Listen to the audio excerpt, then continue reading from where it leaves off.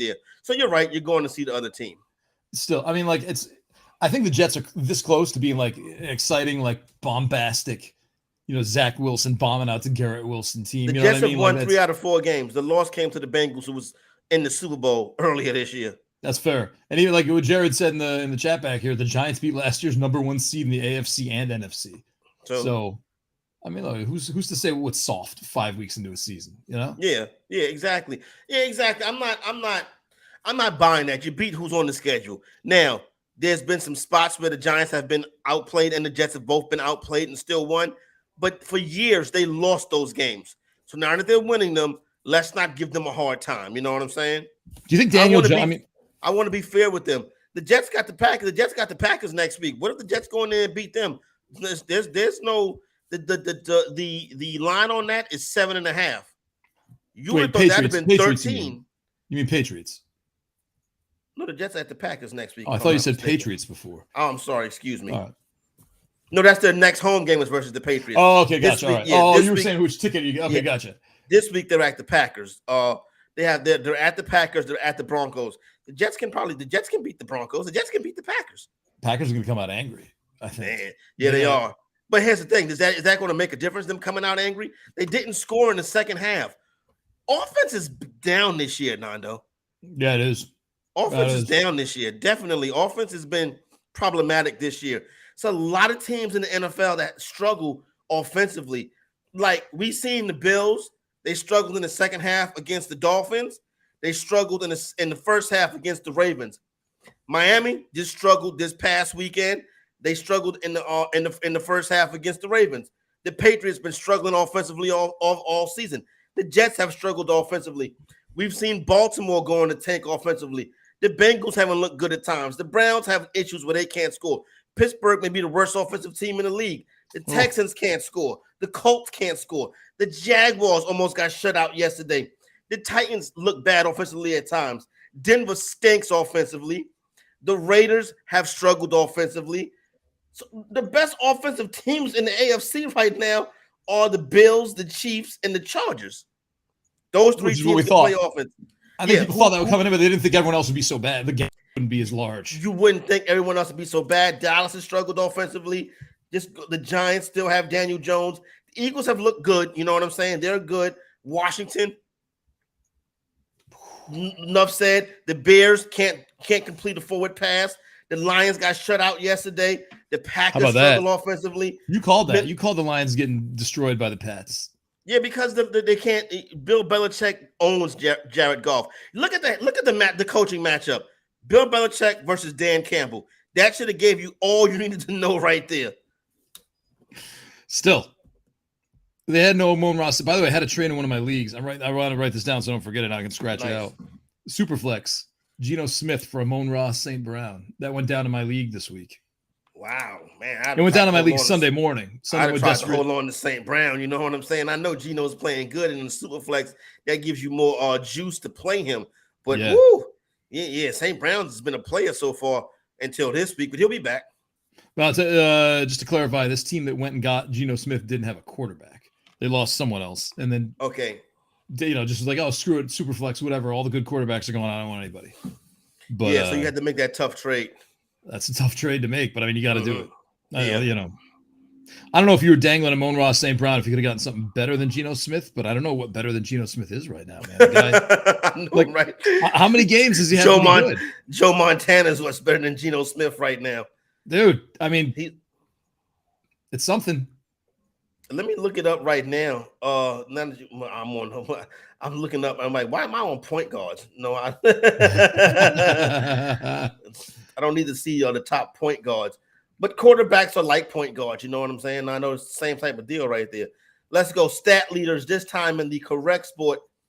Geno Smith right now is QB 6 on the season. I can buy that. I can buy that too. You know what I'm saying? And that's just an okay QB 7 is Carson. Look, listen to the top 12 right now, Nando. This is gonna blow your mind. Josh Allen, Lamar Jackson, Jalen Hurts. Oh, can I add something? Well, okay, you go. Go ahead. Good. I got this. Go. I'm writing this down so I remember. Allen, Jackson, Hurts. QB4, Kyler Murray. QB5, Joe Burrow. Even with that being the top 5, okay, cool. I get it. Now here's where things get weird. QB6, Geno Smith. QB7, Carson Wentz. QB8, Jared Goff. Geno Smith, Carson Wentz, Jared Goff, or QB6, 7, and 8. That's crazy. Those are undrafted dudes. Wentz throwing for a lot of yards. The Commanders can move the football, Nando. Yeah. The problem is they shoot themselves in the foot with penalties. Right. And that turnover is coming at some point.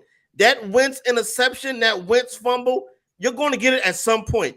Yesterday, they got it at the worst possible time. They're driving down, try to win the game. Bam. There goes the turnover. You know what I'm saying? Yep. But outside of that, his yardage, he might have threw for 375 yesterday. Yeah, you're right. QB9, Herbert. QB10, Mahomes. Mahomes and Herbert, 2 of the first quarterbacks going off the board this year in drafts are QB9 and 10. QB11, Kirk Cousins. QB12, Tom Brady. 13 is Daniel Jones. He's running. Yeah, Daniel Jones is athletic. He is athletic. That was one thing that Jones does have with this game. Now, he's running and he's playing through injury. He's running through injury now. Yeah.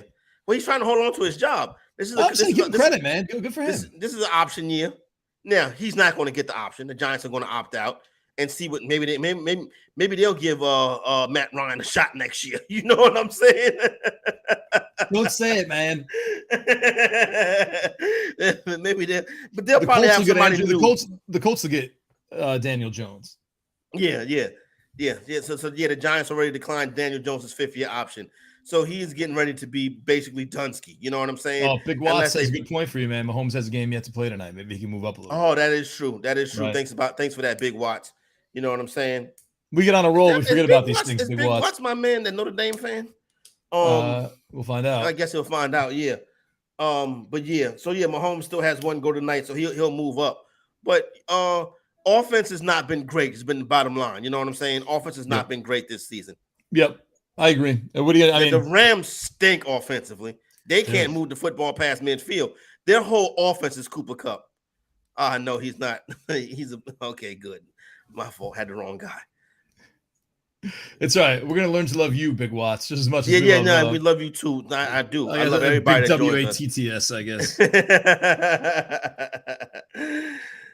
Yeah, man. It's I wonder, you heard about the loss of the 4th preseason game, and them not taking preseason, seriously and stuff like that, and maybe they're not warmed up right. You can see in baseball with spring training and stuff. Well, listen, I think the numbers don't lie, right? Let's look at the you continue to look at the quarterback rankings, right? QB 32, Mac Jones. He's a starter. 33. Well, Mac Jones and Wilson, they've missed times, right? Right. Winston has missed times. Dak Prescott has missed time. You know what I'm saying? Right. So that could be a no Trey Lance, right? Justin Fields is a starter. We didn't expect much from him. Baker Mayfield. Oof. Oh my God, he stinks. That's a starter. Matthew Stafford, a starter who stinks. Matt Ryan, a starter who stinks. Ryan Tannehill, a starter who stinks. Derek Carr, a starter who has not been great. Aaron Rodgers is QB 18. The reason why offense stinks is because quarterback play has declined. I wonder, so Baker Mayfield's out for at least a few. I mean, with his ankle thing, and PJ Walker's in, and then Sam Darnold should be back, a few weeks after that. I wonder what that's going to look like. You know what I was thinking? So, okay, Matt Rule, disaster. That offense, disaster. I was just thinking this weekend. I wonder if somebody at Auburn or somebody in Matt Rule's camp has the foresight to be like, hey, I'm probably not gonna be here. I'll be interested in the Auburn job. You feel what I'm saying? Right. I wonder if that was out there already. Okay, I'm not gonna be here. Let me try to plan for my next move. Smart, if that's the case. But I mean, he had to know he wasn't going to be here after last week. I guess. I mean, maybe he thought he could win a couple more games to save his job to the end of the year or something. Yeah, well, maybe so. But when you are 1-26, when the opponent scores more than 17 points, that's a bad look. Yeah. Like, I understand you can say, well, I never was able to get a quarter. I was never able to fix the quarterback. They got Sam Darnold for you, man. That's kind of what they brought you here for. Yeah. To fix the quarterback, right? Yeah. Like, so that was kind of your job. Your job didn't get done. Now it's time to move along. Now he'll go to Auburn. He'll probably have them, beating Alabama in the Iron Bowl in 2 or 3 years from now. But the bottom line of the matter is this: you didn't cut it in the NFL. Now, maybe if he would have inherited a situation with a top quarterback, it would have been different. But you got to beat up Cam Newton. You got Sam Darnold. You got Baker Mayfield. Just a who's who of washed-up quarterbacks. There you go. That's what happens. But you had opportunities to draft, and you didn't draft. You got Sam Darnold, who's 24 years old and, could have been the number 1 overall pick. Well, if his job was to fix him, it didn't work. And Baker Mayfield, I don't think he got a shot. I don't think he got a great shot. PJ Walker, to me, is the interesting one. Like, I've got him on. If I'm in a super flex league, I'm jumping all over PJ Walker, man. XFL MVP, skilled. Yeah, I think PJ Walker can play. Yeah. You know what I'm saying? But he wasn't good enough. Ironically, he was Rule's quarterback at Temple. Irony. How about that? Remember Joe Brady? Oh, go ahead. Oh, yeah, I remember Joe Brady. Joe Brady was he was the OC they brought over from LSU. Yeah, Joe Brady was the OC when Joe Burrow had that historic year in LSU. Right. Yeah. So let's look at the 2020 NFL draft. Right. The 2020 NFL draft, 2020 NFL draft, right? And then let's see if the Carolina Panthers made some mistakes basically with their drafts. And you really can't blame old boy for that because he's not the general manager. You know what I'm saying? And I clicked on 2020 NFL draft. A lot of coaches aren't the general manager, though. That's true. Brian Daboll's having a good time. He's doing all right for himself. Yeah, exactly. See what I'm saying, Nando? Like, he inherited a poor quarterback situation. They just signed Robert Foster. Oh, like Jalen's got that in there, too. They just signed Robert Foster. Former Bill, Robert Foster. Remember he had a couple big games like 3 years ago? He was Gabe Davis before Gabe Davis. I remember that. I think we're doing the show. I think we're doing the show back in Robert Foster's season. I think we may have. So Joe Burrow, the Carolina Panthers drafted Derrick Brown in 2020. Derrick Brown's a fantastic defender, one of the best in the league. You know what I'm saying?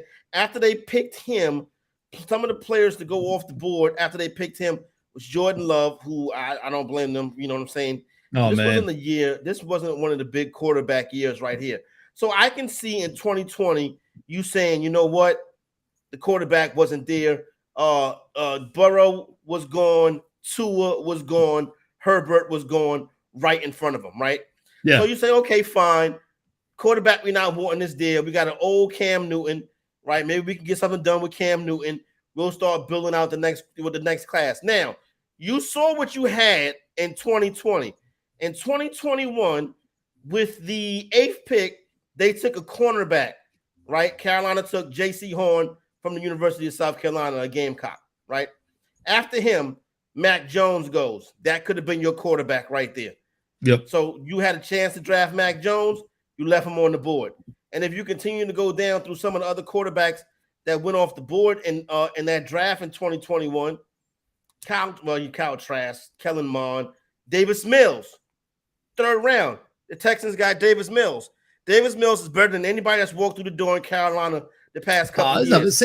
I think Sam Darnold could be a good quarterback given the chance and the opportunity. I would have rather took my shot on one of these dudes right here, a Davis Mills, a Mac Jones, more so than a retread Sam Darnold. He's not a retread. He is a retread. He was drafted by the Jets and he stunk there. Hey, there's a certain quarterback in Seattle right now who's got that in his past. True, you're right. Number 6 QB had the same problem.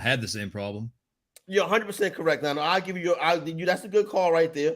I give you your props on that. 100%. I mean, he was Adam Gase. That was Adam Gase era Jets.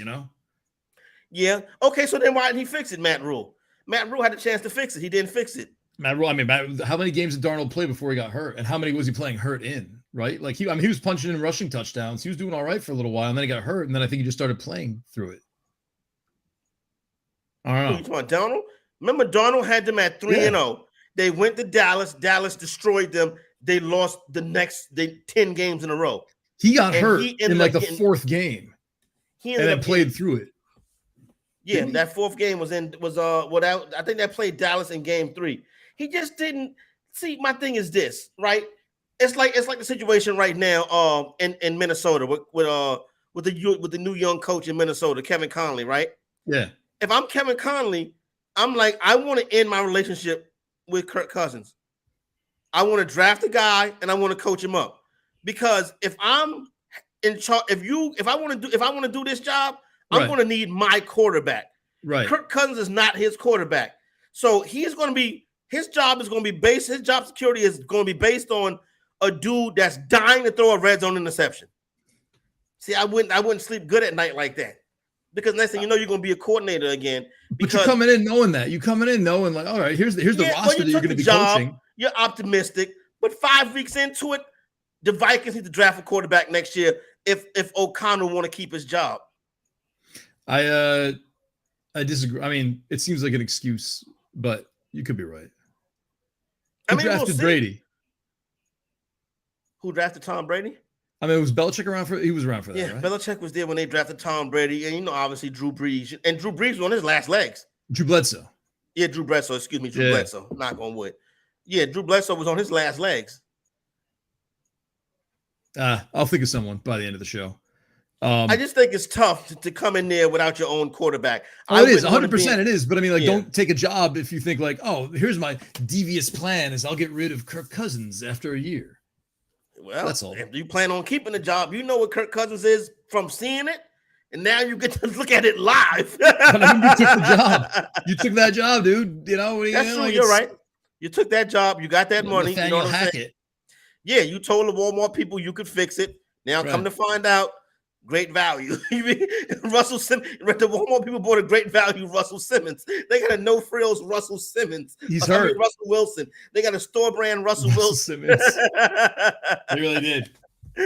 He's hurt. Well, are you willing to cut him any slack knowing that he's hurt? No. Okay. Why is he hurt now? Well, these guys don't say anything until I'm sure his agent leaked it or something. Until they stink, you know what I'm saying? Exactly. They don't say nothing until their performance is terrible. Tell me coming into the season so I know what to expect. He's getting an injection. Because they don't like to make excuses. It's he's making an excuse. I'm fine. Everybody in the whole NFL social media was making fun of Russell Wilson this week. So Except Wilson and his agent said, "Well, you made fun of his play. We didn't say that he was acting like Jay-Z and him and Sierra was acting like Jay-Z and Beyonce." So, but I don't want to hear the excuses. It's like after the finals when Jason Tatum was like, "Oh, I had a torn rotator cuff since game 1." Yeah. Why now? I don't want to hear that now. Like, it's because it makes me think excuses. You know what I'm saying? I don't like excuses. Ezekiel Elliott was hurt all year last year. He didn't make one excuse, and he played poorly every game. That's being selfish. That is being selfish. I feel like if you and I do a show and we're hungover, like I've done plenty of hungover shows. I've done some shows still drunk from the night before. Yeah. But you know what? Like I had the foresight to make a rundown before, I went out drinking and stuff like that. And, on the train, I would check before things. You go to bed. Yeah. Uh-huh. Yeah. And I mean, like, so, if we're a little, right. Yeah. It's like, it's not John Darnold, it's Sam Darnold. My bad. I wouldn't at the end of the show be like, hey, listen, Corey and I were hungover. And, exactly. Exactly, Hondo. You take your losses. You know what I'm saying? Your poor performances. You take it, you suck it up. You don't make excuses for it. You go out there and you try to get better. Right. Right. I don't know whether that got us. I don't know where we are. I do want. But what I'll say is this. We were talking about the quarterback situation. What I'll say is this. No excuses from Matt Rule. You had a chance last year to go get Mac, to go get somebody. You knew you was going to need a quarterback. You didn't address that. You tried Cam Newton. You tried Sam Darnold. You tried Baker Mayfield. Oh, man. Cam Newton was washed up. The other two has-beens. Never will be's. I can't. And then I don't mean to sound, I don't mean to sound like I'm talking about him like that. Well, it does. Guess how it came out. I'm trying to find out when Sam Darnold got injured in 2021, and all I can get are his injuries this year. He was out 4 to 6 weeks and placed on IR on November 10th. Of what? Last year. But I think that might have been like when he finally was like, okay, this is. He may have been benched before then. He may have got benched. When did he first get hurt? I don't know. Because remember, Trayvon Diggs had 2 interceptions against him. Yeah. Early in the year last year. I don't want to see IR designated return. I just want shoulder headed to IR. No, I'll find it. I'll find it during the break. But at some point, I do remember, maybe because he was running so much. He ran in like 4 touchdowns early, and maybe he got popped then. Oh, nice. Thanks, Adam. He's got an injury history here. Let me just give me a half hour to paste this into another window. And, I just need to know when he was limited. That's all. Hold on. Did I cover up the screen again? I don't know. Back. But we got a break. We can do it in the break now. You know. Yeah, you're right. You're right. I don't want to. By the way, Joe Brady. Guess what Joe Brady is now, my friend? He's the quarterback's coach for the Buffalo Bills. Look at that. And he is Josh Allen. I mean, look, Josh Allen had a great year 2 years ago, but it's right. This year's right in line with Josh Allen. I mean, maybe Joe Brady perhaps wasn't the problem in Carolina. You know, they got a hell of a staff up there in Buffalo. McDermott, Daboll was up there. You saw what they was able to do, how they was building it, and now they've got it into where they're the best team in the league. You got to give them their props. Daboll has the Giants playing well. They did an excellent job. That was a slam dunk hire. That's slam dunk draft picks. Yep. A great trade to bring Diggs in there. They've been able to run the ball effectively enough. The front line, the defense, Ed Oliver, guys like that they have drafted, have been able to piece in there and play well. They have the best roster, one of the best quarterbacks, a great head coach. The Buffalo Bills are a good football team, and you saw that yesterday. Let's take that break you were talking about. I really want to – I got to make this case for Sam Darnold, but this is going to be a 2-hour Sam Darnold show, everybody. Even though he's not going to be fantasy in 4 weeks. It won't be, I promise. We got a lot of stuff to get into. There are a lot of games, a lot of things. Maybe some opinions change from what we saw yesterday. So stay tuned. We'll be back. Corey Nando and Friends, presented by Mayo Media Network. Taking a quick break. See you on the other side. Stay tuned for sports. Talk about your picks, your fantasy teams, and your sports collectibles on Bettor Sports Network.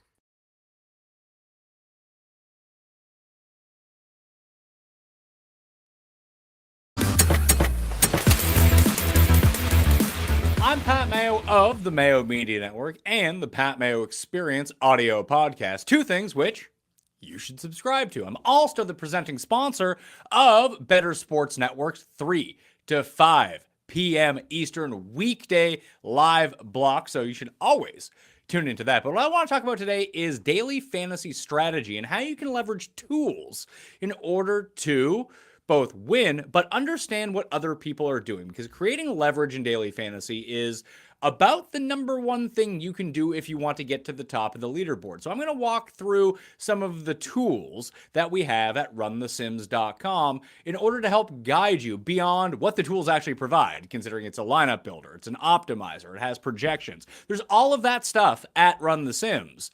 But it can also tell us a little bit of a different story. So right now, runthesims.com is already up there. It has NASCAR, it has F1, UFC coming soon, but NFL is the bread and butter of everything. And you're going to get your prop tool. If you want your prop tool, you're also going to get your simulator. And right now, you see it's $2.99 for the package, but because our friends at BSN are so smart, you can go to runthesims.com/BSN, get yourself 10% off, and you're going to want this. You can see all of the myriad tools that Run the Sims provides, but we're going to go to the Classic Optimizer.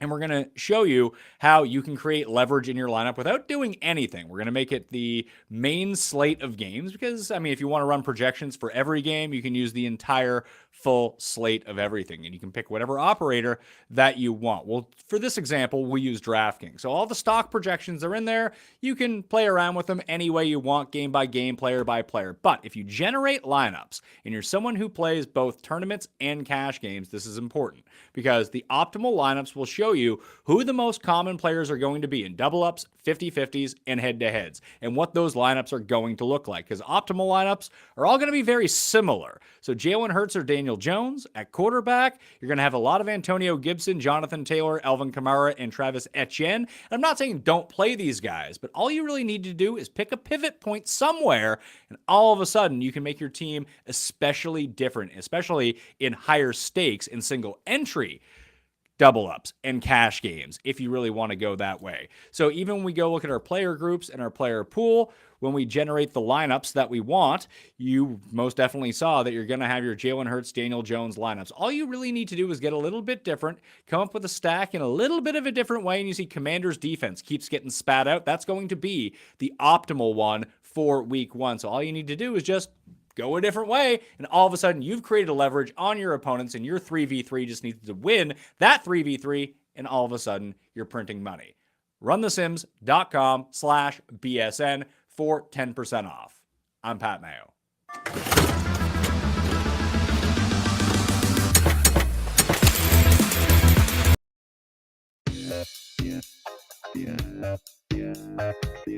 Baker out of the shotgun, 4-man pressure, throws too high, intercepted by Emmanuel Mosley, running back the other way, cuts inside, 10, 5, Mosley, touchdown, San Francisco! I just feel like better than we've shown. I know it's how I feel. But you are what your record says you are. We're 1-4, and it's not where any of us intended to be, and we've got to get that turned around. However you're invested in sports, from betting to fantasy, collectibles, and more, join our community on Bettor Sports Network. Welcome back, everybody. Corey Nando and friends. Hey, listen, get your fun button fingers warmed up. We're giving away a New York Rangers autographed Mark Messier jersey on Bettor Sports Network. Listen to Moose and Keith tomorrow at 11 a.m. Eastern for your chance to win. To be eligible, you need to download the free Bettor Sports Network app, register for free, and be listening live tomorrow at 11 a.m. Eastern, 8 Pacific. This is courtesy of GetInTheGame.com and Bettor Sports Network. No purchase necessary. Must be 18 or over. Winners within the last 90 days are not eligible. So, sorry, Truck. But I'm sure there are plenty of new ones out there. Sorry. Truck. Big Watts, get in on this, man. Tomorrow, 11 a.m. No Mark doubt. Messier jersey. Should be fun. All right, so I looked at Sam Darnold's injury history. I think there's some. I had seen a dude on right quick, Nando. I seen a dude on Instagram, right? What he'll do is he'll take your autographed jersey, and he'll make it look like, and he'll make a post instead of the regular jersey poster, or plaque or hanger, whatever. He'll make it look like National Treasures card. Oh, really? And make the jersey look like the patch, and have it in a. Oh, it's like a huge. So it's like a huge poster. It's like a huge poster with the actual jersey is the patch, and it'll have like National Treasures around it, the 101. You know what I'm saying? That's smart. Yeah, I saw that. I saw that last night. It was pretty cool. So I was like, oh, if I ever get a signed jersey, I might hook that. I might get that dude a holler. I was very clever. There was a guy in college. If you need a fake ID, there was a guy when I went to college. He would make Maine, but instead of like, let me take your picture and he iron onto the card or whatever, he had a wall that was the main ID, and you'd stand in front of it, and like that would be your fake. That's it. It was pretty. Yeah. You ever had a fake ID? No, I had a fake ID. You could chalk my New York one. I could chalk it. We used to chalk IDs back in college, so I went from 78 to 73. Why are you hanging out with all these 19-year-olds? Don't worry about it, man. Yeah, I had a fake ID too. This old school. I'm fake ID age. You know what I'm saying? Yeah. Old school New York Times Square. Back in before Disney had Times Square, there was plenty of places you can go get a fake ID in Times Square. I had one, and then I would come down here and buy beer at Kick Booty. And that's the liquor store in Orangeburg, Kick Booty. It worked. What state did you have? Did you have New York? I had New York. Yeah, I had New York. And I'm telling you, you could tell it was a fake ID. You would give it to somebody, and they would look at it, and they'd be like, "Whatever." You know what I'm saying? Here goes your Mad Dog 2020. Dude, up in Boston, I think they knew what was going on. But even if they tried to catch you, the New York IDs had you could squeeze it and it would create like a little chalk. I don't know if you remember how it had like a feel to it. So like if you I remember that. You bend it a little bit, it would kick up some chalk and you'd have to rub it. And so like mine worked because it felt real. It was real. It was real. All I did was take a white pencil, go with the 8, and then you got to do it down here with like your serial number 2 or 3. Wow. As far as that, like no one's gonna think to lick their finger and rub off the 8 because they didn't know about that. Yeah, especially in that kind of environment, you're just like, show me, bang, bang, bang. I also didn't care. Yeah, there was a bar you could slip a $5 bill under any ID, and they would look at it and be like, all right, go on in. But you had to go all the Yeah, way if out it to wasn't, Harvard for that. yeah, if it wasn't for freshmen, Kick Booty probably wouldn't have no customers. Hey, You know what I mean? Let me tell you something, man. So I got this theory. When we were in college, like there was the freshman bar, right? And it was like the bar that everyone with their fake ID and freshmen would go to. And then like, you know, the next year, like right when the school year started, the bouncer did something really, like he was really weird to a couple of the guys, you know, who were like, you know, the dudes who were, you know, like I guess he perceived them as the leaders.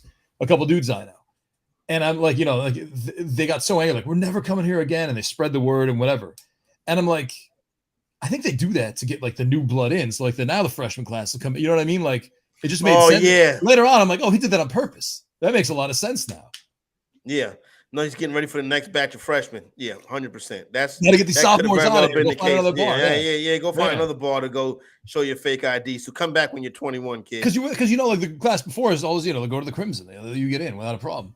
So we'd go. But I mean, like those dudes we never saw sophomores there. You know what I mean? Like it was always the freshman bar. So made sense. Shout out to the Crimson. Shout out to kid. Your Crimson is the Pit where I was at. Yeah. I have a chance to go to the Pit this weekend. Oh man. What are we looking at right now, South Carolina? Is there a line yet on the South Carolina State game? No line yet versus Virginia Lynchburg. You know, they lost to FAMU this weekend. They gotta get it together now. Though. Doesn't matter, man. Oh, we got our homecoming theory that they'll at least cover the spread. We'll cover the spread and get a win this weekend. So we'll be off and rolling. Hopefully no more losses this season. We go all the way to the Celebration Bowl. I got to redeposit. We do Corey, Nando, and friends from the Celebration Bowl. Live from the Celebration Bowl. I was thinking. I went out to the Halloween festival, the Meadowlands. The one the Manzos were running this weekend. Oh, how'd that go? It was cool. I took the kids. Like it was great for the kids. Like on a Saturday afternoon, like we ran them ragged, and it was just like good. Boom. Second we hit home, you know, like everybody was. Hey, let me ask you, did y'all have to go through like the sports book? No, you go around it. Oh. It's the racetrack actually. Like the hay rides are running on the racetrack around the track. Oh, okay. And it's all the stuff around it, like right before you head into the grandstand. It's all outside. So I like maybe we'll just bring the computer and the microphone and find a dedicated line. Yeah, air conditioner. That's the fire truck. That joint is loud. I hope everything is all right outside.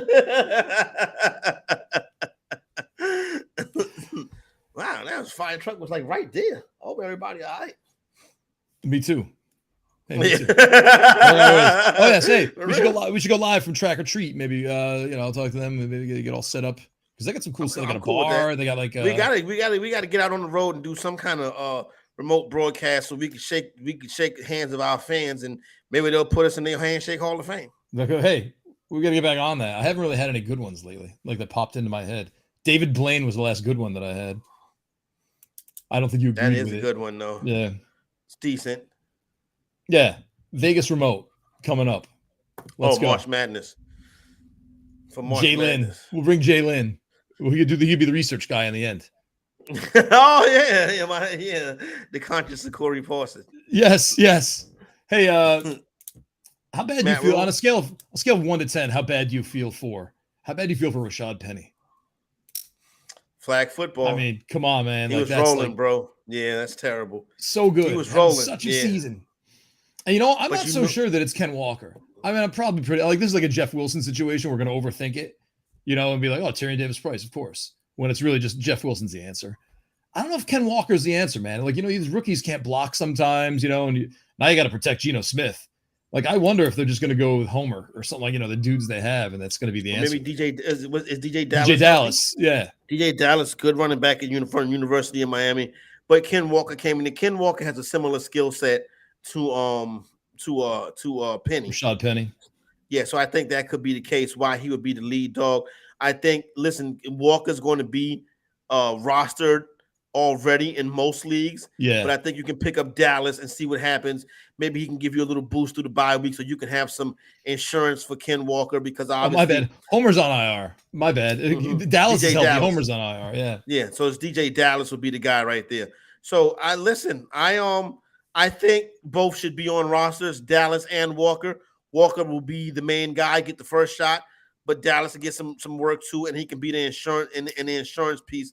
So both of them are rosterable in 12-team leagues. And like you said, it's just gut-wrenching for Rashard Penny finally getting it together. But the flag, like I said, I call him flag football for a reason. Yeah. You touch him too hard, he's gonna hurt. But this time, terrible injury with that broken leg. So hopefully he gets better and is back and ready to roll next season. But you feel bad for Penny because he was showing his true skill set, a home run hitter. He is a home run hitter. Now, Walker is a home run hitter also. Yeah. So let's see. They should be good to go. But you're right, Nando. It'll be interesting to see if he can figure out the pass protection schemes. Because Tony Pollard sure can. He almost got Cooper Rush killed yesterday. Kenneth Walker owned in 68% of CBS leagues. That's usually the highest. You see Yahoo will be next highest. ESPN will be like 32%. But I mean, you're talking about trading for Kenneth Walker, which would you give up a Jeff Wilson for Kenneth Walker right now? They seem about even. It's a wash. Yeah. Right. I'd want to have both. I try to maneuver a way to have both. All right. Would you give up your Matt Breida for Kenneth Walker right now? Yeah. Yeah. All right. I'll figure some. I'll get some better ones. Devontae Smith is a good example. And if you think A.J. Brown's the main guy in Philadelphia and Devontae Smith is a second fiddle, and you have enough wide receivers and Devontae Smith worked out. That's always tough because you can find a wide receiver on the wire. You're never going to find a running back on the wire unless it's injury. So you can go on the waiver wire right now and find a wide receiver who might be able to get you 8-9 points, 8 to 10 points on a bye week, right? You're never really going to find that in the running back unless it's injury. Running backs get scooped up too quick. It's tricky trading a wide receiver for a running back because you almost always have to give up a more talented receiver for a less talented running back. Right. But I mean, what's your option right now? If you had Rashard Penny, and I got Rashard Penny on all my teams, like my options aren't, especially with bye week starting. It's gonna get ugly. Take that donut. Like I got a team with Jonathan Taylor and Javonte Walker. What are my options, Nando? I don't know, man. Exactly. Trade for Kenneth Walker.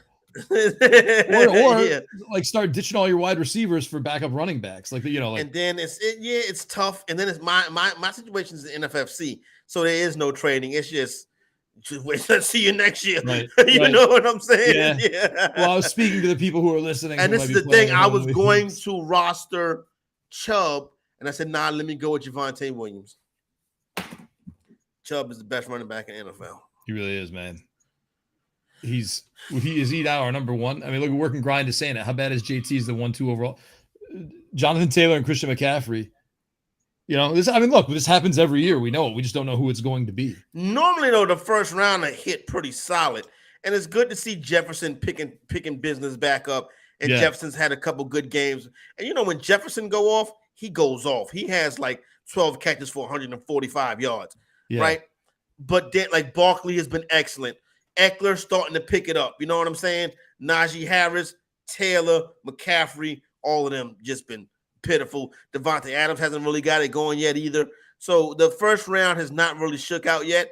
But I tell you what, those people that was on Saquon Barkley coming into the season, good for them because Barkley is killing it. And you could have listen, it's nothing for somebody to have like a team where you would have like Barkley and Lamar Jackson and some of the other top players. You know what I'm saying? You know who I really feel bad for too? The people that passed on Mark Andrews for Kyle Pitts.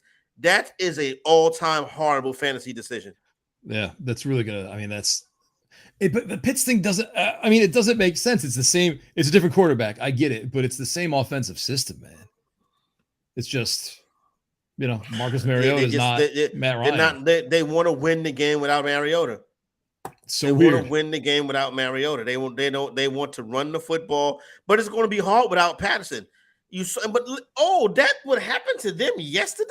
Yeah, they had a chance to win that game. That roughing the passer was a horrible penalty. Like I understand we got to protect the quarterback, and obviously that motion where you slam a quarterback down. We just saw that what happened with Tua, and Olave got a concussion on that same type of play yesterday as well. But it's like, okay, we get it. Tom Brady's 45 years old, but he could have been at home with his supermodel wife. Don't baby Tom Brady, right? Like what I'm saying. That you took the Falcons could have came back and tied that game and got a win. That was a horrible call. I don't think anyone's going to disagree with you. Like, I mean, I'm sure, like, someone will just to make, a hot take out of it. But like, that's I understand. Like, you got to do that now. So, like, especially now, like, you got to call that. And someone else got it called on him yesterday too. It was like, a with the couple same kind of bad roughing slam. the passes called too. Yeah. Yeah. But I mean, you have to now. You have to. Like, it is what it is, man. Like, you can't. They took such a hit with this Tua thing, such a bad hit that you see that now. I'm sure the NFL don't like that. The NFL don't like that PR thing. They'll have Kyle Brandt out there talking about quarterback safety. That was the right call. Watch me do the gritty. Is there a game in London next week? I don't think so. We're starting the bye weeks, right? Is there? Yeah, good. Is it Mexico City? There's Mexico City and there's somewhere else too. The NFL International Series. They should take the International Series to Toronto. Germany. Yeah, they should. Yeah. Oh, we'll go hang out with Jalen. We'll give him. Then we can go chill with Jalen. We'll buy him some beers. Yeah, some steam I'm whistles. cool with that. I can be down. Yeah, I don't see Tottenham Hotspur Stadium on the list for next week. So there you go. Next week games are in Atlanta, Cleveland, Green Bay, Indianapolis, Miami, Louisiana. Well, Caesar Superdome. And then you have New Jersey, Pittsburgh, Englewood, always up to no good, Seattle, Kansas City, and Philadelphia. Big one in Philadelphia next weekend. Football night in America, Dallas Cowboys, Philadelphia Eagles. Well, say something nice about the Eagles, man. You have to. Hey, you want to tangle with we'll be glad to go into Philadelphia and see what we can do against I want Cooper Rush to play next weekend. I don't want Dak Prescott to play. I think a lot of people feel the same way. I think a lot of people feel the same way as you. I want Rush to be the quarterback. Here we go. Broncos Jags week 8 is at Wembley. Can you sending Russell Wilson over there to show them people in Wembley Stadium football? Come on now. This is bloody awesome. This is bloody awful. You might be fine. How about Kenneth Walker for Russell Wilson in a Superflex league? Kenneth Walker for Russell Wilson in a Superflex. Yeah. What side am I getting? You would be getting the Russell Wilson side. My quarterback must be Sam Darnold, or if my quarterback too is Baker Mayfield. Let's say you had Tua, Baker Mayfield, Aaron Rodgers. Those are your quarterbacks. And I got a chance to bring another another injured quarterback. Yeah, I know I got a chance to bring another injured quarterback in there. Let's say your running backs my are healthy running back. I would keep Saquon, Miles Sanders, Ezekiel Elliott, and Kenneth Walker. Saquon and you got Algier last week. Saquon, Zeke is a donut, so I don't want to start Zeke. So I can start Saquon. I can start Walker. Miles Sanders. I can start Saquon Sanders. Algier. I can have Walker be that super flex. Algier be that super flex. So I wouldn't even trip off that quarterback because Wilson's had some bad games. Yeah, I would just go with a regular position player at that point. If I got that much running back depth, I would go with a regular position player until like I was comfortable that one of those quarterbacks was going to be a 20-point scorer week in and week out. And none of those guys are 20-point scorers week in and week out. I'd rather have Mariota over all of those guys. I'm trying to figure out who it would be. Like, where's that point where you're like, yes, I would do that deal for Russell Wilson. And it's like, I mean, Michael Carter, Breece Hall is too hot right now. And Michael Carter, I think, is too obvious to offload for. No one's going to take Michael Carter for the Russell Wilson. I think Russell Wilson still has a lot of you got to have that sunk cost thing where it's like, oh, I spent all that draft capital on Russell Wilson. I'm not going to trade him now. But like, there has to be someone somewhere that would be like, not Kamara, not Ingram. To be 100%, no, you can't trade Russell Wilson now. Nobody's buying Russell Wilson. I would buy Russell Wilson. I would buy him. So read me one of your rosters. Who would I'm about to. Yeah, actually, that's what I was just about to do. I would. Yeah. Put your money where your mouth is, DeFino. This is all right. Yes. I'll be totally honest. I got a team. Well, I got a Lamar Jackson team. That's not going to do anything. I know. Here's one. Cam Akers. Oh, that's a good one. Yeah, Cam Akers. Yeah. You know what, Cam Akers? I'll give you Cam Akers. You know what I'm saying? If you want to offload Russell Wilson, you could take Cam Akers. The Rams can't. I'm trying to get Russell Wilson, but yeah, same idea. Yeah, I would do that. And I don't even think it's like Darrell Henderson's the running back now. I think it's just like You don't know which one's going to have the big game at any given time. It's and you frustrating. don't, and maybe none of them because they can't run the football. That was one of the knocks against the Rams last year. The Rams are at their best when they can run the football. Last year, the Rams they stayed healthy. Kupp had a phenomenal season. Stafford was great last year too. This year, they can't run the ball, and Stafford it's not played well. Do you know that guy? What's that guy with the name starts Swarznick or whatever the case may be? He has more receptions, I believe, than Robinson has targets. Really? Yeah, that's wild. That's pretty bad. Yeah. I changed my team name to the Dracula one. I know your league mates like interesting names. I don't think they figured that out yet. All right, here's Superflex. Here's a Superflex roster. Aaron Rodgers, Rashad Penny, Austin Eckler, Deebo Samuel, Devontae Adams, Pat Freiermuth, Geno Smith, Evan McPherson, Rams, whatever. The bench is Kyle Pitts, Rondale Moore, Darrell Henderson, Tua, Jameis Winston, Antonio Gibson, Deshaun Watson, and Treylon Burks. That's a 3-1 team. That's about to be a 3-2 team. Mm-hmm. And third in the league of points. It's been killing it with points.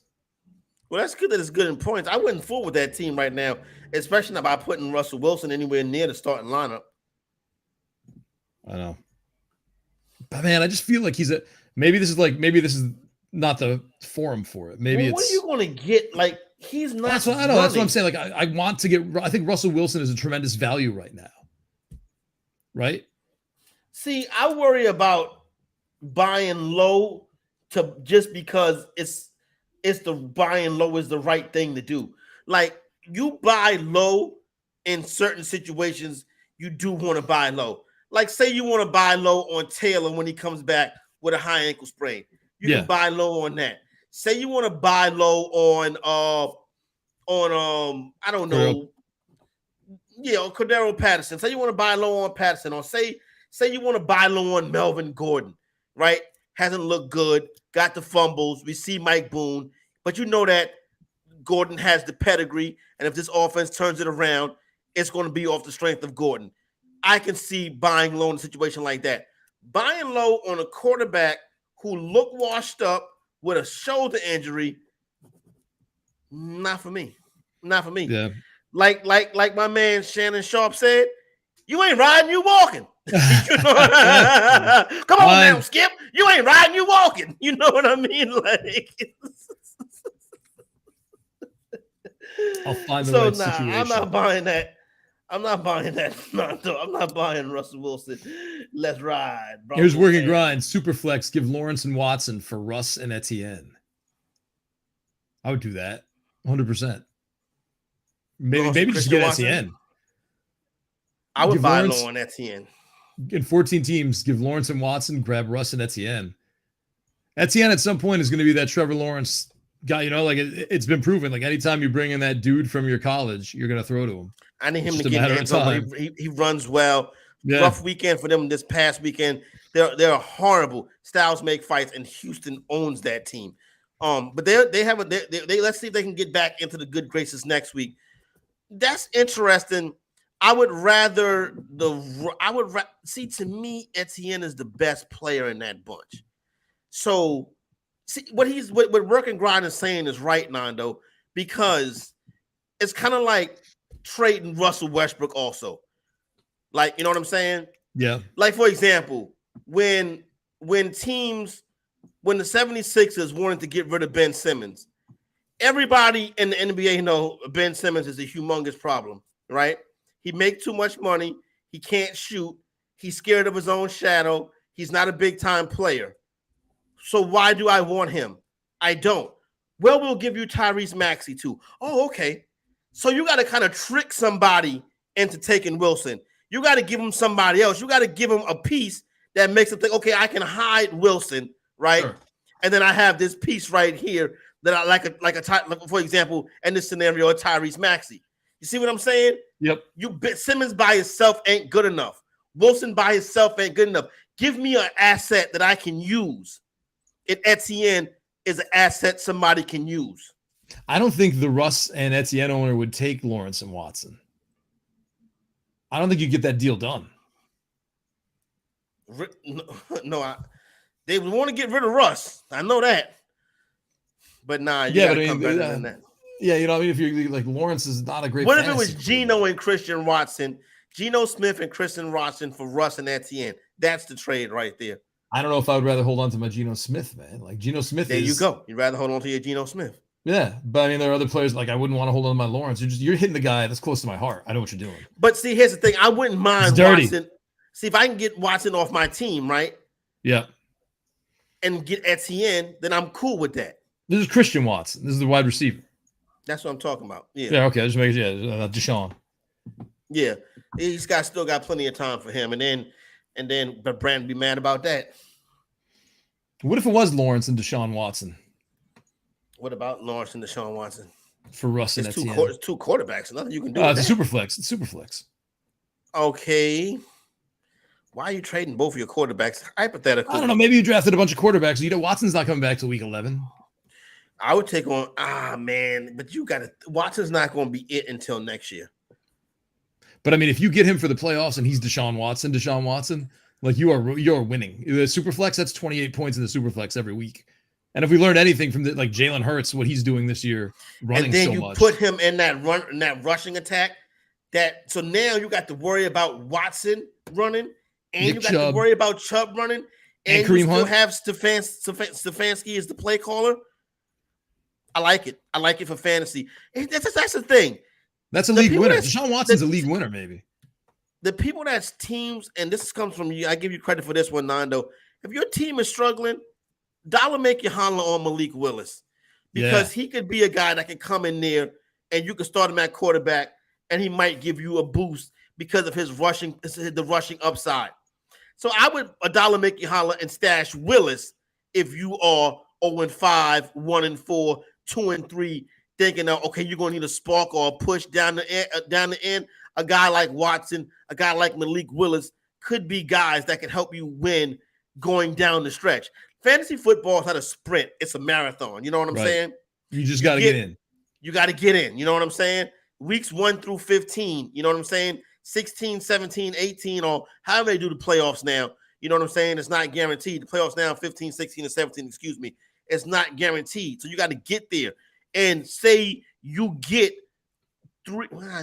Man, Watson's not going to give you enough time, though. Week 11. Because you have Watson for 12, 13, 14, 15. He could go crazy, but he's going to be very rusty.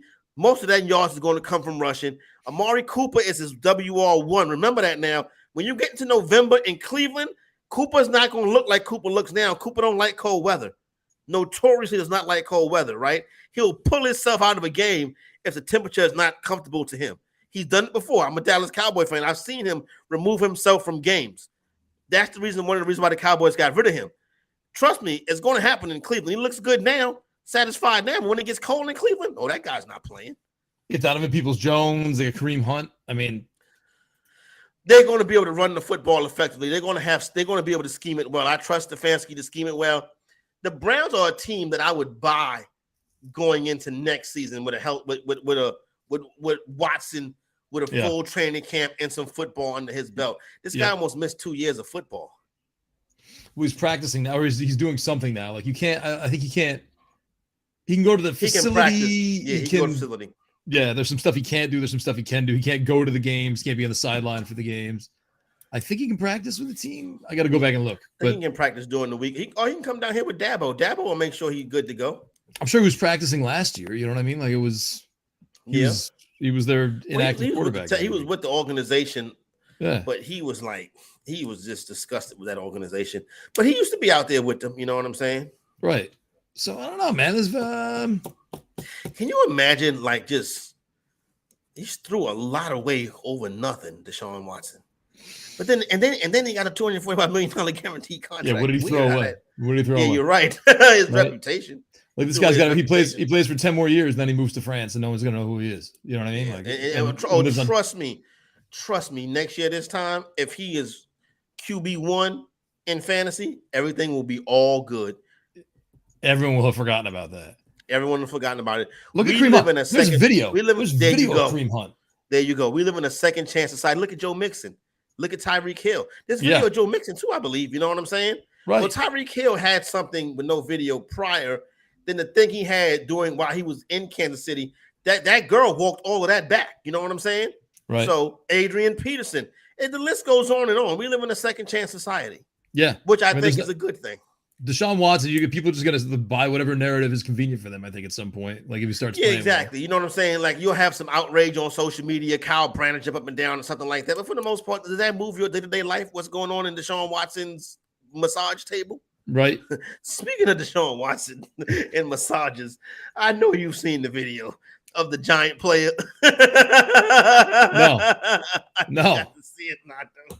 Really? What I just look up? What do I look up? It's a giant player on the sideline. His back, so it must be some of the fans at Tottenham Hotspur Stadium filming him. You know what I'm saying? All right. The trainer looks like he's like rubbing something on his leg, but his back is turned. And the guy's pants is halfway down. So you see like his buttocks. You know what I'm saying? Jared already put it in the chat. You gotta take a break. You gotta watch it, Nando. All right. We're gonna take a quick break. The show's flying. How are you already Deshaun Watson has demanded to be traded to the New York Giants. You'll see why after you watch the video. All right. Quick break. Long break. Double break. I gotta really watch this. We'll be right back. Corey Nando and Friends, presented by Mayo Media. We'll be right back after this. Better Sports Network. It's sports talk done better. Corey, Nando, and Friends, presented by Mayo Media on Better Sports Network. I'm convinced that Babe Ruth is a fictional character. Babe Ruth is not real. No, it's not. Babe Ruth is not real. We've been hoodwinked. We've been bamboozled. We've been led astray. We've been run amok. Keep going. Babe Ruth. I don't know the rest. Babe Ruth is a fictional character. I'm dead serious. Babe Ruth is a fictional character. Y'all are never going to get me to believe that Babe Ruth is real. Babe Ruth is like a baseball Santa Claus.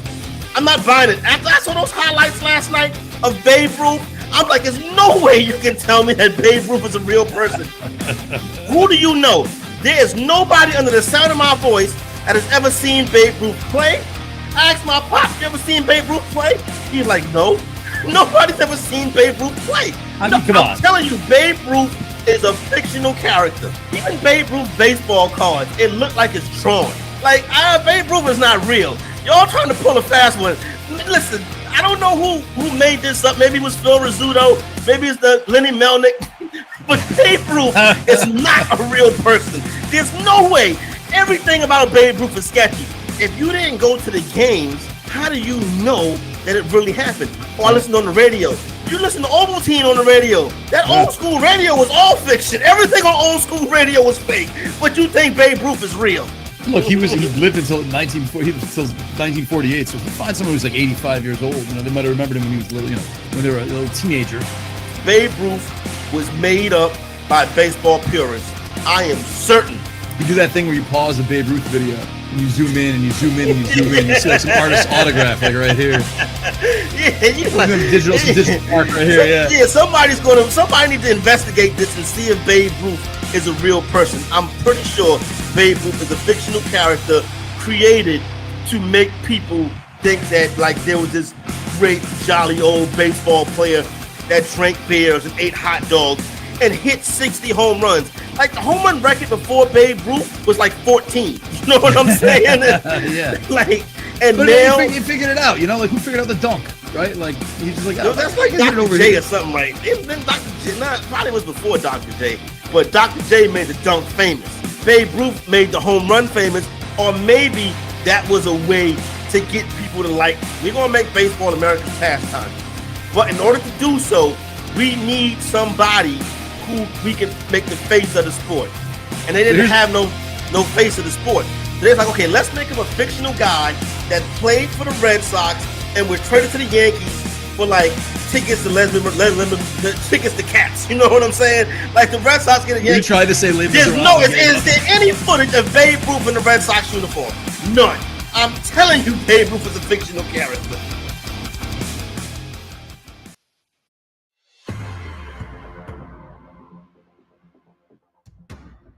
43-yard attempt. The ball is spotted. The kick is underway, and the kick is no good. It's no good. It is wide right. No good. He missed it. The officials hesitated, and he missed it. The Eagles are going to be 5-0. After the play, everybody screaming clock, in my ear. So, assuming, I had the first down. They were calling clock, so it's not in the moment. I'm just after the play was over, everybody screaming clock. We practiced all the time. They had obviously thought we had the first down, so that was that's what we went with. Bettor Sports Network is betting, fantasy, collectibles. It's sports talk done better. Welcome back, everybody. Coronado and Friends presented by Mayo Media Network. That was the Eagles Radio Network. Kyler Murray post-game making excuses. Corey just ran upstairs to get the mail. We got a bunch of eBay stuff. You got a card. You got some cards. I feel like I don't feel like we're too hard on. Oh, this one came quick. All right, let me show you what we got. Which there's never any reason this is the Aaron Judge tops now 60. Nice. Commemorating 60, which is That's nice. It goes in the oddball collection. Like who's gonna remember? You gonna get 6? Are you gonna get 62 as well? Nah, I just think I think it's funny and weird to get number 60 with a humongous 60 behind him. I'm going to put this next to that 1960, the one that I got the other day, the Roger Maris one. I like that. Right? Nice card right there. It's a throwback. I got this I ordered a long time ago. I don't know why it took so long to get here. This Norge Vera. This is my guy. Oh, this dude's going to be something, man. That's Salfino says, first. Yeah, Salfino says, and it's a purple out of 199. Salfino says never invest in pitchers, but I mean, they're still worth something. And then apparently I went a little hard. I don't remember how many of these I ordered, but these Naomi Gurmas, I got more. This one's shiny. Soccer. Yeah, she's a soccer player. She's number one overall pick of the San Diego Wave. I'm like, she must be doing well, scoring a lot. Turns out she's a defensewoman. But such is life. And then this Aaron Judge Topps Holiday rookie card came. Look at that. See a little. No, that's real nice right there. Right. So there you go. Mail day. There's your mail call from today's show. Nice mail day, Nando. I'm taking it easy for the next couple of weeks. Yeah.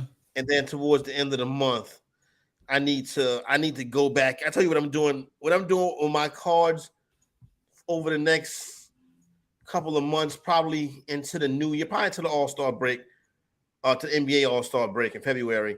I'm probably going to be focused on my card purchasing to see. Like I said, I'm not a single card buyer. I like to get boxes and packs and stuff like that. Yeah. I'm going to focus on the 2019 NBA class with Ja, Zion, and those guys. Are you rainbow? You don't do the rainbow, Garland, do you? Darius Garland and Jordan Poole in that mix now too. Rainbow? You know how people do the rainbow, like they get every variation of the card. I'm not into that. I'm not into that. No, I know people that do that, but I'm not into it. And then I want that 2020 NBA class with LaMelo Ball, Anthony Edwards, Tyrese Maxey. And then that's it. And then football, I want those quarterback classes with like Burrow and Herbert. I want those to get cost into money. that. Those cost money. But like I got PJ one, Walker cards, I got Sam Darnold cards. That's the thing. The PJ Walker ain't gonna beat Tom Brady. Justin Herbert could. I'm trying to hit a big one, Nando. I'm trying to hit a big one. PJ Walker's not gonna ever be the big one. You don't know. What if he turns into Geno Smith? Look, I got Geno Smith cards. Geno Smith ain't gonna be the big one, Nando. Geno Smith is the big one right now. I'm talking about the big one. I'm talking about Tom Brady, Peyton Manning, legends of the game. Well, now's the time probably to buy some Mac Jones. You can probably buy some Mac Jones right now. I got all my Mac Jones. I'm getting ready to send my Mac Jones to PSA. So when they come back next year, Mac could be healthy and ready to roll and make me in. I haven't given up on Mac Jones yet, y'all. Don't think so. I'm just saying now is the time, I think, to like double down on Mac Jones or triple down. I might do that. But I'm going for Burrow, Herbert. Like I want that draft class. Yeah. Or I'll go back to 20. I'll go back and get Lamar and Josh Allen. And not Baker Mayfield. I don't even know what's Baker Mayfield's next stop now. Like, what do you do now? Where do you go from here? Like you've had USFL? The Browns essentially give anything. I guess maybe fan controlled football league. Such a short guy. The attitude is not there. He could be Doug Flutie. You know what I'm saying? Yeah, it's tough. I think the attitude. Like, Is he get a bad rep for the attitude? I think maybe he's a nicer guy than people think. When he's smug with the media, when the media ain't doing nothing but showing you a camera, putting the camera to your foolishness. Yeah. Well, not our problem. Yeah, I mean, it might be, but I don't think he's going to throw another pass for the Panthers. I think it's going to be PJ Walker, and if he's awesome, great. And if not, then it's Sam Darnold. And it's going to be PJ Walker, and then it's going to be Will Levis, the University of Kentucky quarterback. You don't think Darnold's getting another shot? 25-year-old Sam Darnold? No, it's over. All right. Oh, Rosen got cut earlier today too. Rosen got cut today, yeah. Yeah. Yeah, Matt Corral is there now. Maybe they give Matt Corral a shot when he's ready to go a little bit later on. See what they have in Matt Corral. You know what I'm saying? Former Ole Miss quarterback. Yeah. But I think he would, if he was something, he may have been in there already. Here's a good one for you. Superflex League, Chase Claypool for Russell Wilson. Or Chase Claypool for Kenneth Walker in a regular old PPR league. I don't know where Claypool. I mean, it's obviously Pickens is number one now. Obviously, I think. Well, Deontay Johnson, Pickens. I feel like Claypool's getting left behind. He's not even. At least they were running him the first few weeks. They're not even running him anymore. That offense is not doing anything. I don't want to invest in that offense. Like I like players. Pickens got a lot of work yesterday. Actually, had a decent fantasy game. Yeah, he's going to throw the football a lot. But I want the main. Even Harris is like the volume. It's not there. Pittsburgh is down this year. Well, Harris is hurt. Pittsburgh is down this year, huh? Harris is still a little hurt. I think maybe it's just that offense is pitiful. That the line is pitiful.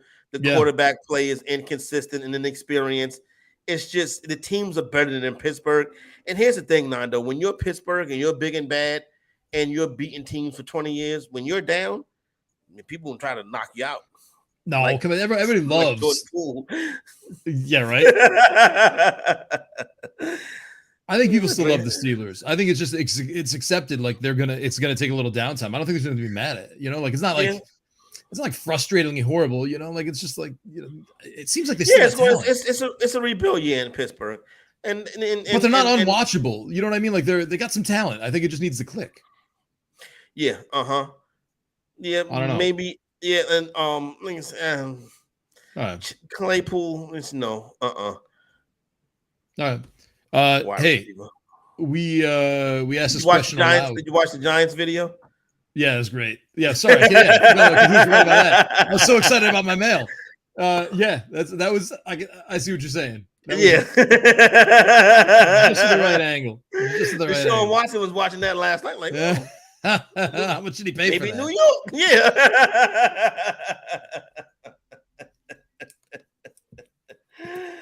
They don't have no blue tent for that. What was going on? They didn't take the blue tent to the Tottenham Hotspur Stadium.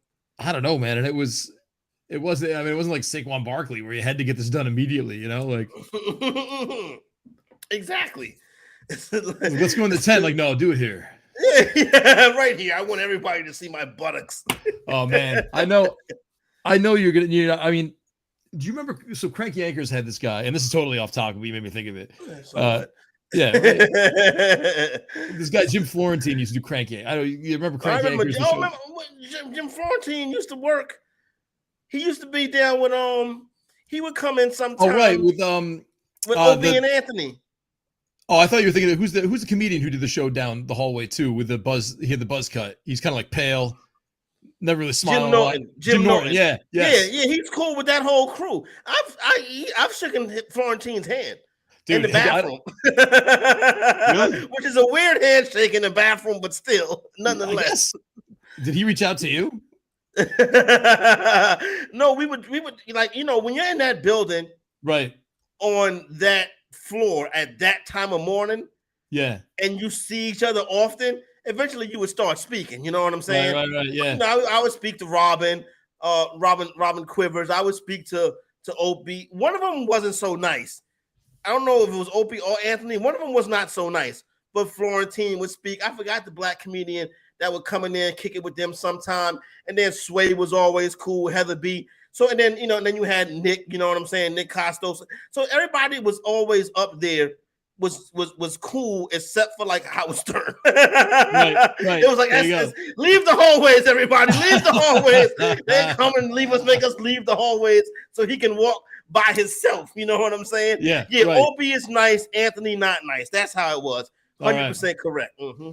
Anthony got in some trouble during the pandemic with something. He stalked a woman or something. He was doing something Twitter. like that, and then they got rid of him after that. Or they got rid of him, and then those people, to their credit, the listeners of that show, they blew up the call lines. They blew up, like they was calling in complaining that they was going to cancel their subscription if they didn't bring him back. They never brought him back though. No one ever cancels their subscription though. That's all. Anyway, I forget where. Right? Oh, so Jim Florence, we drove somewhere the other day. I can't remember where. We drove somewhere, and like I got a CD that I burned. Like nice. I downloaded his albums. I don't know if you ever heard him do Terrorizing Telemarketers, but no. Oh man, it's like the telemarketers call him, and he's got like the crazy scenarios already. Man, you got to. So he would give it back to the telemarketers. It's amazing. Awesome. There was one where this guy's trying, and they're also trying to scam him. And he's just like he's messes it. And there's one where like he pretended to be a guy on the phone, like on the outside on the line, like tapping into his phone line, who's fixing it. It's like, hey Jim, this is I'm working on your phone line outside. I just heard what this guy's telling you. That's a big scam. And the guy's like, you gotta listen to it. You made me think of it because there was one where like someone was calling him trying to pitch him things, and he was having like an orgasm. What time on Tuesday do you want to talk to me? It's 8 o'clock. Yeah. It's 8 o'clock works great. Oh, it's amazing. Man. You gotta check it out, man. It's something else. I don't remember where I was. I had a thought in my head before that, and now I'm completely off. Oh, Raheem Mostert. We talked about him a few weeks ago. Yeah, he knows the system, starting to get carries, had a big game, and now he's had a huge game. And now he's had 2 15-plus carry games in a row. And Chase Edmonds is MIA, man. That's I think you got to get on top of that. If you have an opportunity to or a chance to, it looks like he's starting to get the job done. That offense should round back into form moving forward. So I can see that Big Dave running the football yesterday against that Jet defense. So that's 2 weeks back to back. And listen, getting the carries too. 15 last week, 18 this week. Big rushing day this week. You would want to see more receptions. That's not really his role though, but he's starting to get it together. But it's not like he on waiver wires or nothing like that. Could be an interesting trade option. Yeah. Would you trade it for Kenneth Walker? Who'd you rather have, Mostert or Kenneth Walker? Kenneth Walker, because I think Seattle's going to more commit to the run. Whereas the Dolphins, when Tua and stuff get healthy, they can get that short passing game and them yards after the catch, wide receivers doing their thing, and that could really be the crux of their offense. But without their strong quarterback, without their starter, I can see them like the Cowboys relying on the run more. If someone was like, "Hey, let me give you Pickens and Mostert for your Dameon Pierce," as these buys are coming up and things are going to start to get a little tight. No, I'm gonna keep Pierce. If you was giving me Pickens and Walker, for Dameon Pierce, all rookie trade. Pickens and Walker, for George Dameon Pickens, Kenneth Walker. I get back Dameon Pierce. Yeah, I do that. All right. If I'm the Pierce guy, I wouldn't do it. But if I'm getting Pierce, I would do it. Well, I guess you have to be the belief that Walker's going to be the main guy in Seattle, and you see what. I think so. I think it's going to lead up that way. But I do worry about Walker and his health too. That could have been a knock on him coming into the draft. You know what I'm saying? Coming into the season. That could. I think I remember that being a knock on him. So I want to make sure that he's able to hold up and have durability. Man, I just feel bad for Penny though, because Penny was getting ready to pop. But listen, Walker could get that work, and like I said, DJ Dallas in the mix too. Yeah. Yankees play tonight, Mondo? What? Do the Yankees play tonight? Tomorrow. There's no one tonight. There's no MLB tonight. Today's, I believe, there's a travel baseball day. tonight? I don't think so. Well, it is Monday Night Football, so that's good. You know, it's Monday Night Football. No baseball tonight. Tomorrow we got the Phillies of the Braves, the Mariners of the Astros, the Guardians of the Yankees, the Padres, wall to wall, starting at 1 o'clock. So there's no double up game. It's 1 o'clock, 3:30, 7:30, and 9:30. It's like a football Sunday if you're really into this. All right, good. Can I say something that maybe is it about Aroldis Chapman? No, it's not about Aroldis Chapman. It's about how sports leagues maneuver their schedule kind of around the NFL. Yeah. Right? I don't think it's too controversial. So the MLB tonight, right? What they're doing right here by not having no games tonight, is they're avoiding Monday Night Football, which is smart. Yeah, I mean, they're also giving everybody a day to travel. Hey, that's true too. You get a travel day, whatever. But avoiding Monday Night Football is not smart. On election day next month, the NBA is not having any games. And I'm thinking to myself, that's foolish. Because you have a night that there's no football. There's no college football on Tuesday nights. There's no NFL on Tuesday nights. Why would you pull your whole product off? Aren't they doing that for, like, so people can go stand vote? Up, and like give the stadiums so that people could go vote in the arenas? Wasn't that part of it? Maybe that's the case. Whatever the case may be. Yeah, I don't know, but you would think. I think that's why they. I think that's what they're saying. But if I'm the NBA, I'm packing. I want Zion. I want my best product to be on Tuesday nights because that's when I have the full audience. Right. I don't know. Especially let's not get too cute. You know what I'm saying? Like, this is a money. There's a bottom line to this business. I understand you want to do your civic duty or whatever the case may be, but I think it's kind of crazy to pull a whole slate, especially on a Tuesday. That's your biggest night. Right. This time of year. That's all I'm saying. I don't know. Maybe they're doing it to make a state. I mean, maybe it's one of those, like, hey, go vote. We're taking the election night off. Yeah. I don't know. Yeah, just a hunch. I can see it. I understand why, but to me, as somebody who injects the sports, who wager on the games, you like the night when you have a chance to have it to yourself. I'm a league pass guy. I'm going to be in Charlotte. I'm going to be in Cleveland. I'm going to be in Milwaukee. I'm going to be in Phoenix. Now you don't give me that, and I'm watching.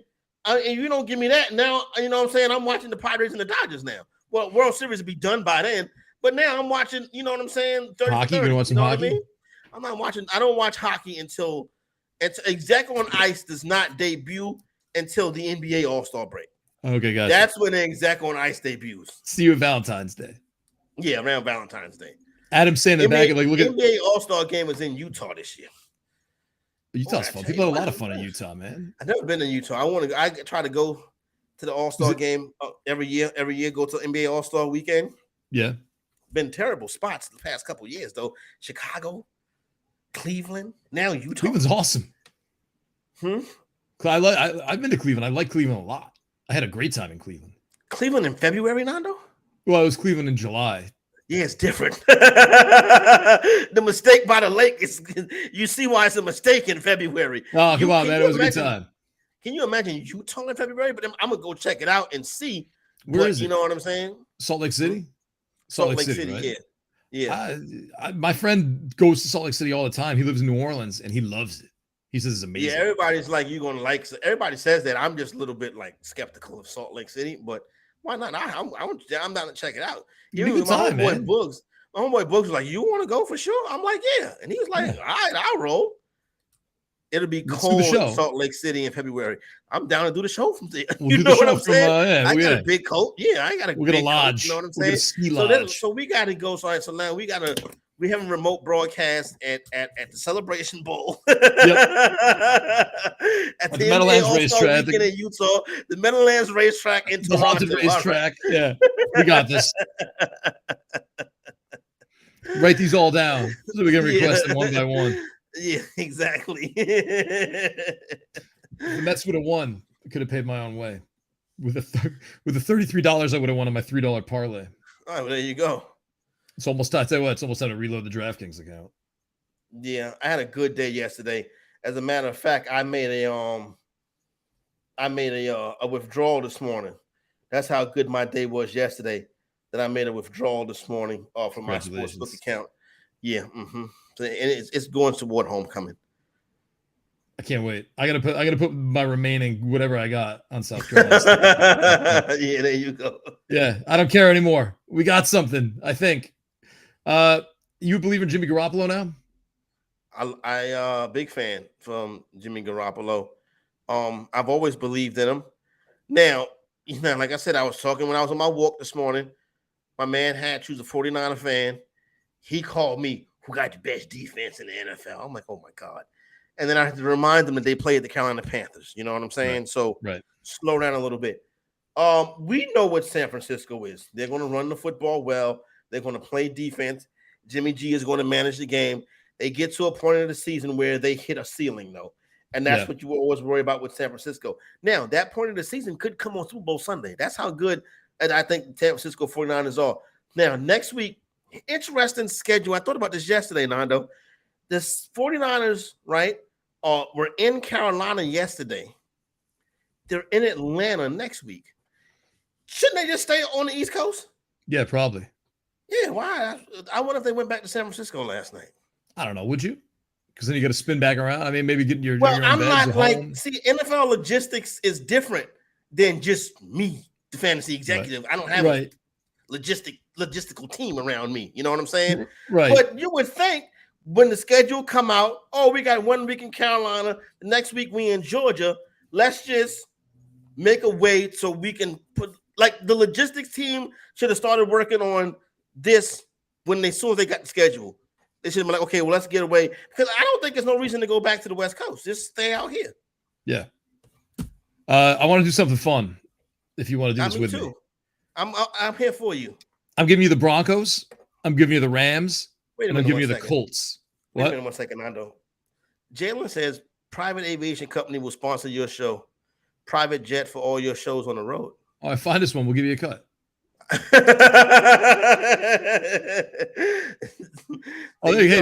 Meanwhile, maybe a little more importantly, Jared is saying the 49ers are going to trade in West Virginia this week at the Greenbrier. Oh, really? Oh, Yeah. so they all staying out here. You see? There you go. I knew I was on to something, Nando. This old noggin of mine is like, wait a minute.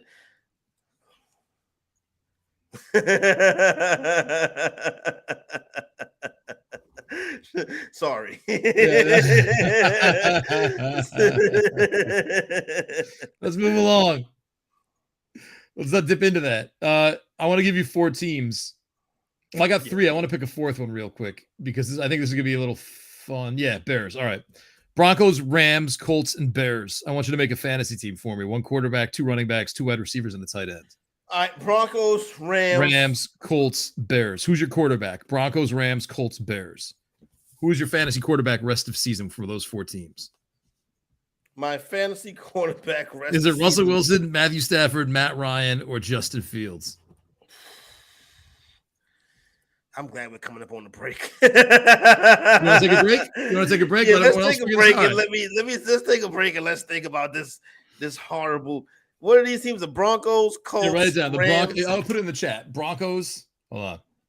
Broncos, Rams, Colts, Bears, and we'll do quarterback, running back, wide receiver, tight end. No one cares about tight ends, but whatever. You know, like quarterback, 2 running backs, 2 wide receivers. Let's say. Let's do it. All right. Play along at home. Drop it in the chat if you want to make your team. Quarterback, running back, wide receiver. Forget tight end. Broncos, Rams, Colts, Bears. Think about that over the break. We'll be right back after this. Mayo Media. The Playbook with Fensty and Ronis. Presented by FantasyAlarm.com. The only person, I've said this to you before, who I believe back then, of all those power hitters who truly was clean, Ken Griffey Jr. I mean, I think so when he got hurt. Body didn't change. We'll never know that for sure either. Nah, dude. We've seen guys who were not big take substances. That's true. To get busted. So it's not about that always. I hear you. It's just, don't you think with the way his career kind of went, you would think that he didn't take anything?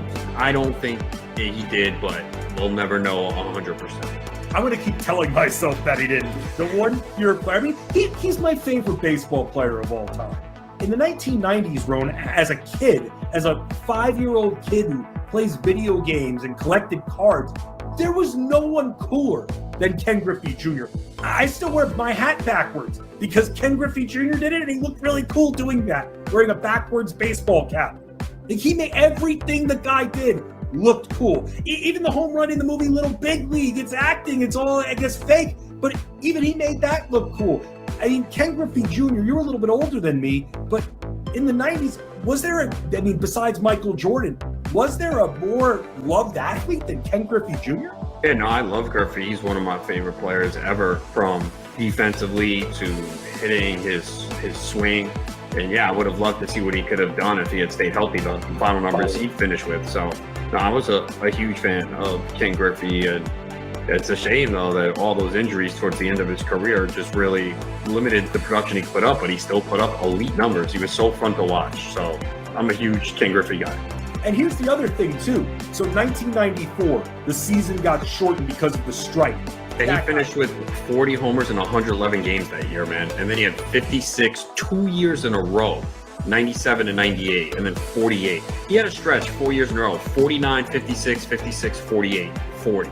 I mean, unbelievable. And then, yeah, once he hit like 31, he started to miss games, 111, 70, 53, 83. So think about that, all those years that he lost, and he still hit 630 home runs, man. Yeah. So if he was clean, he would have been the all-time home run champion. Again, we're all guessing here, but you would think, all right, well, once he got into age 31, 32, that's when the body started breaking out, which is typical, right, for someone who's not using anything, whereas we saw Barry Bonds just get better with age, and we did not see that with Griffey. So look at 2001, where he's 31, he played on. Look at the home runs decline: 8, 13, 20, 35, 27, 30, 18, 15 to his age 38 season. Even age 39 in 170 games, he had 19 home runs. So he probably would have definitely been the all-time home run leader had he been able to stay healthy. Better Sports Network. It's sports talk done better.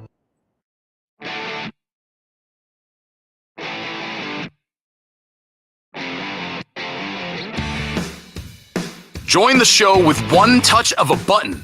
It's Sports Talk 3.0 on Better Sports Network.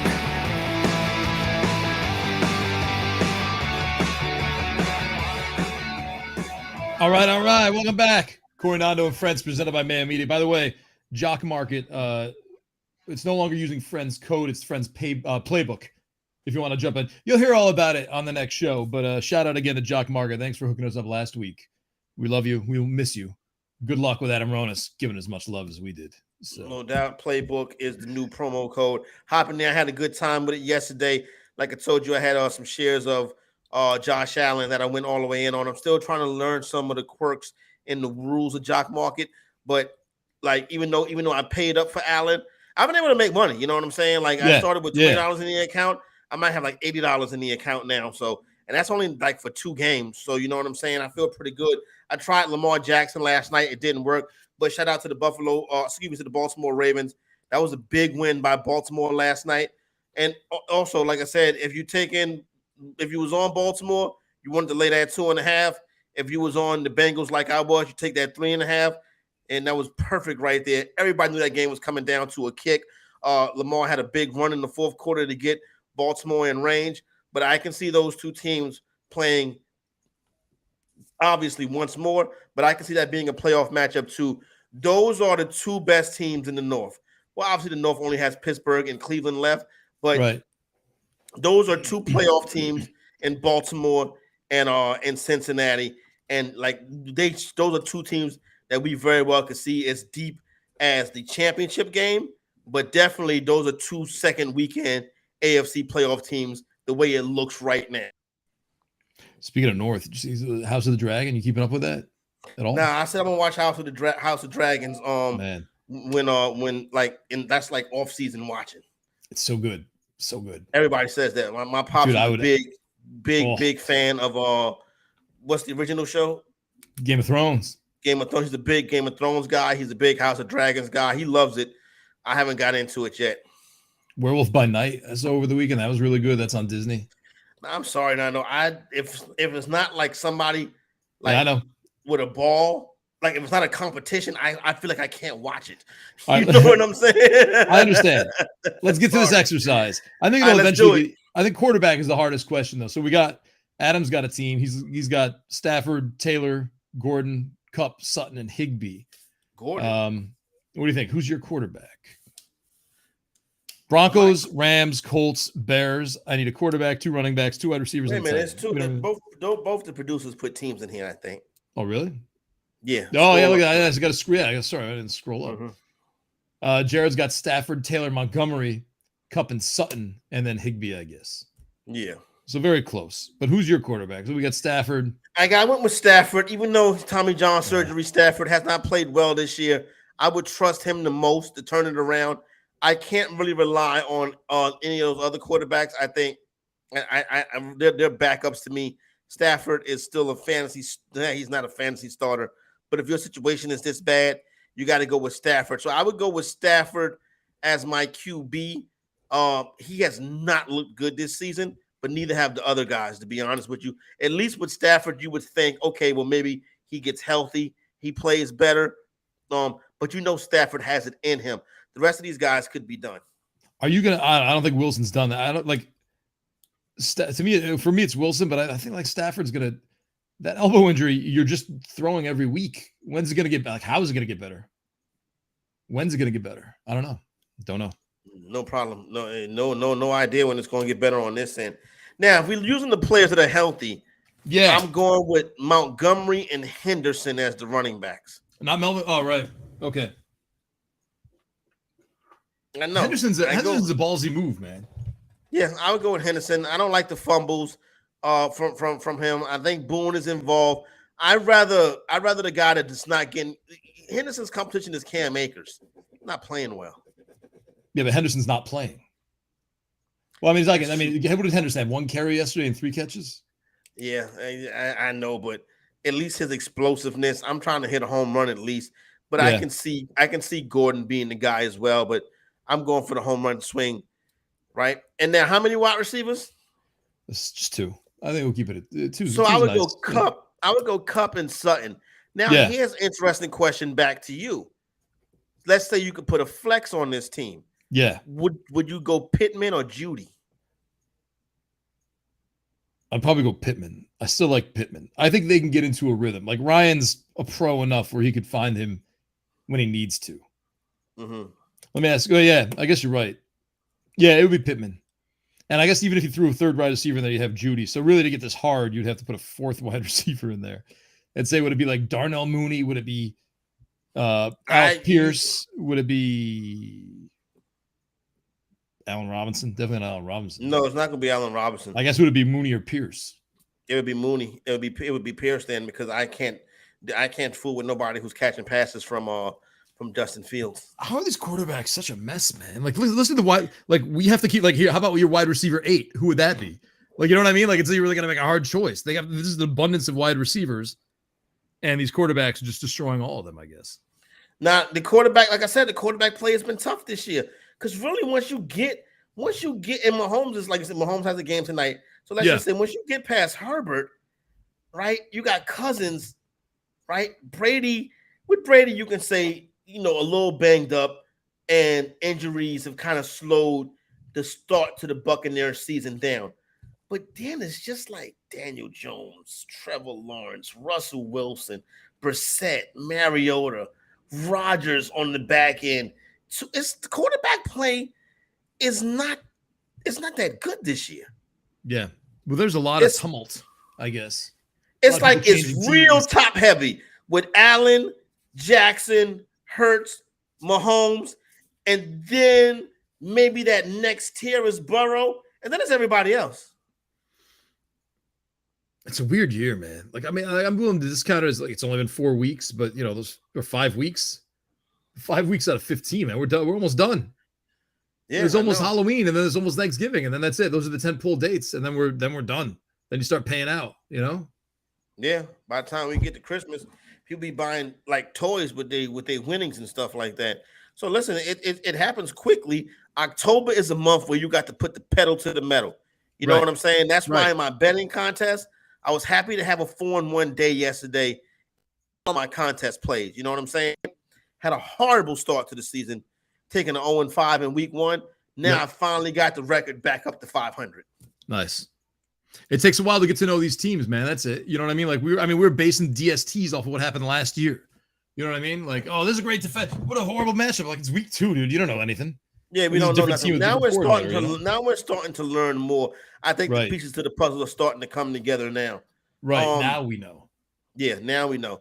Now, none of this AFC West was supposed to be the toughest division ever, where all 4 teams could possibly make the playoffs. And now it's only looking like we're going to have 2 of them. right? The Yeah. Chargers and the Chiefs, AFC West. Oh, Chargers AFC, and the sorry, Chiefs. right. Yeah. Excuse me if I said NFC. Chargers and No, the you Chiefs. said AFC. I was thinking NFC. Okay. Chargers and Chiefs. Well, let's see what happens tonight with the Raiders and the Chiefs. I like the Raiders with the hook. So I'll buy the hook and bet the Raiders at +7.5. If I want to get, I think you can probably, if you want to go live, you probably may have a good chance to get in on Kansas City live.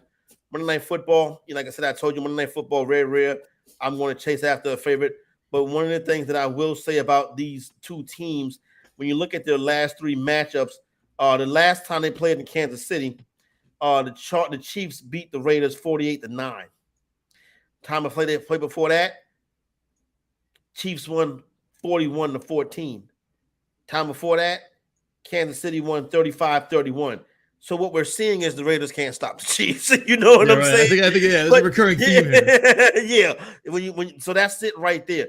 Now, tough spot for the Raiders. I wouldn't count them out. I'd take the 7.5 with the Raiders. That's it, though. And if that line drops to 6.5, I'm not touching it. 7.5 with the Raiders would be my play on it. And Travis Kelce as an anytime touchdown scorer, but that's going to be juiced to the high heavens. You already know that. Right. Nobody else really that I like tonight. I want to see Darren Waller have a good game, though. It's been a while. Don't we all? If you're a guy who rostered Waller, you're like, bro, what are we doing here? At least it wasn't Pitts.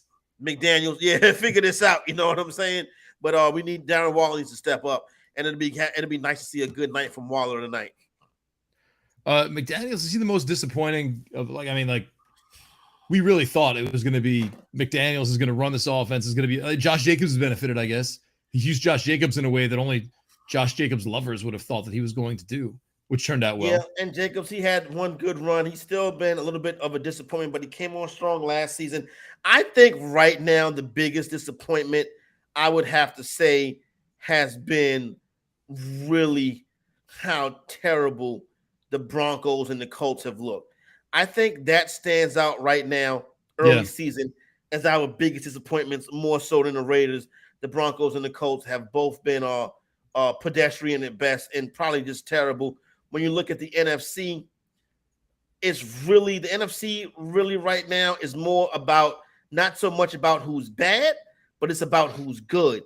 Like the Giants are good, right? Minnesota is good. The Cowboys with a backup quarterback are good. Philadelphia is the best. Where you have the teams like Green Bay fumbling, bumbling, stumbling. Tampa Bay fumbling, bumbling, stumbling.